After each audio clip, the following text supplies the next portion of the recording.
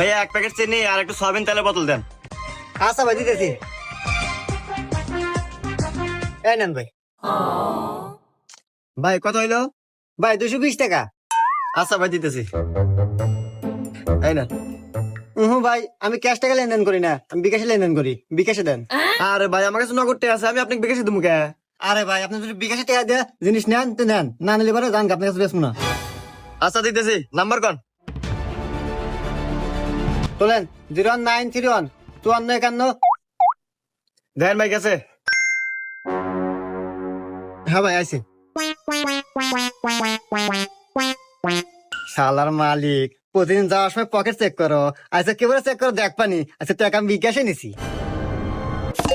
এ হে রে, সাওলে নাকি তো হাতে নিলাম না, জানিয়ে আসি।